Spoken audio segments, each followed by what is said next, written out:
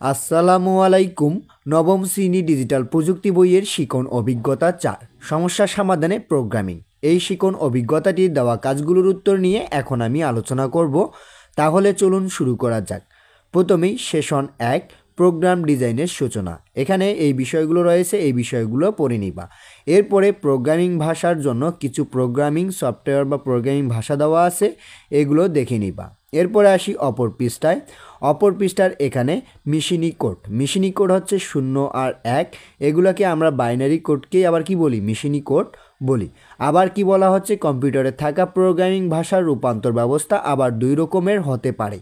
এখন দুই রকমের কি, একটা হচ্ছে কম্পাইল বা কম্পাইলার, আরেকটি হচ্ছে যে কি ইন্টারপ্রেটর। এখানকার এই বিষয়গুলো রয়েছে, এগুলো পড়ে নিবা। এরপর আসি অপর পৃষ্ঠায়।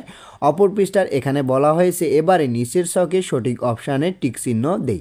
ছকটির প্রথমে প্রোগ্রামিং ভাষার বিবরণ আর অপর দিকে হচ্ছে রূপান্তর ব্যবস্থা, কম্পাইলার, আবার হচ্ছে ইন্টারপ্রেটর। এখন প্রথমে দেওয়া আছে সি প্রোগ্রামিং ভাষায় আমরা যতগুলো নির্দেশ দিব সব একসাথে রূপান্তরিত হবে। তাহলে একসাথে রূপান্তরিত বা হচ্ছে অনুবাদ হবে কোনটির মাধ্যমে, কম্পাইলারের মাধ্যমে। তাই আমরা কম্পাইলারেতে টিক চিহ্ন দিয়ে দিব। এরপরে হচ্ছে যে পাইথন প্রোগ্রামিং ভাষায় আমরা যতগুলো নির্দেশ দিব একটি একটি করে রূপান্তরিত হবে। এটি কোন প্রোগ্রামিংয়ে বা কোন অনুবাদকের মাধ্যমে, তাহলে ইন্টারপ্রেটর অনুবাদকের মাধ্যমে কি হবে, রূপান্তরিত হবে। তাই এখানে ইন্টারপ্রেটরে এখানে টিক চিহ্ন দিয়ে দিব। এরপরে নিচের এই বিষয়গুলো রয়েছে, এই বিষয়গুলো পড়বা। এরপরে এখানে পাইথনের যাত্রা শুরুর এখানকার এই বিষয়গুলো পড়বা। আমি এগুলো বিষয় সম্পর্কে বিস্তারিত আলোচনা করতেছি না। এগুলো বিষয় সম্পর্কে বিস্তারিত আলোচনা করতে গেলে অনেক সময় লাগবে, তাই আমি এগুলো স্কিপ করতেছি। আর এখানে যে কাজগুলো রয়েছে আমি শুধু সেই কাজগুলোর উত্তর প্রদান করার চেষ্টা করব, তাই আমি এগুলো স্কিপ করে যাচ্ছি। এরপরে নিচে একটি ছক রয়েছে, ছকটিতে হলো নিচের ছকে কোনো টেক্সট প্রদর্শন করতে কি প্রোগ্রাম লিখতে হবে তা পূরণ করো। এখানে একটি ছক দেওয়া আছে, ছকের মধ্যে কিছু টেক্সট দেওয়া আছে। এই টেক্সটগুলো প্রোগ্রামে কিভাবে লিখতে হবে তা এখানে লিখতে হবে।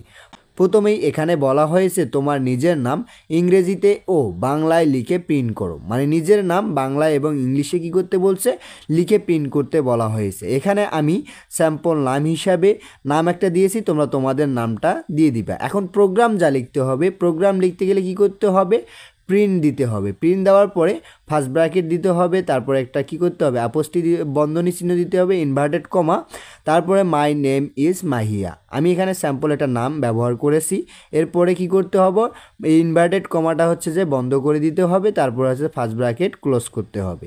এরপরে এটা ইংলিশের ক্ষেত্রে। এরপরে বাংলার জন্য প্রিন্টের পরে কি ফার্স্ট ব্র্যাকেট শুরু, তারপর হচ্ছে ইনভার্টেড কমা শুরু, আমার নাম মাহিয়া, তারপর হচ্ছে কি এখানে ইনভার্টেড কমা শেষ, ফার্স্ট ব্র্যাকেটও শেষ। এরপরে আই লাভ বাংলাদেশ। তাহলে আই লাভ বাংলাদেশ লেখার জন্য কি প্রোগ্রাম লিখতে হবে, প্রিন্ট। ওই আগের মতোই এই চিহ্নগুলো ব্যবহার করতে হবে। যদি তোমরা চিহ্নগুলো ব্যবহার না করো কিন্তু প্রোগ্রাম রান করবে না, তাই চিহ্নগুলো যথাভাবে দিতে হবে। তাহলে আই লাভ বাংলাদেশ।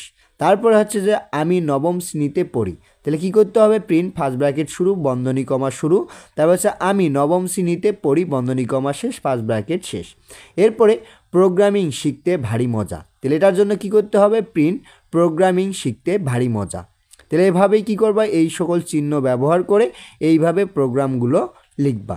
তাহলে আজকে এ পর্যন্তই। এর পরবর্তী ভিডিওতে আমি সেশন 2 ও 3 ভেরিয়েবল ভারী মজা এই সেশনের দেওয়া কাজগুলোর উত্তর নিয়ে আলোচনা করব। ধন্যবাদ সবাইকে এতক্ষণ সঙ্গে থাকার জন্য। ভিডিওটি ভালো লাগলে লাইক এবং সাবস্ক্রাইব করবেন।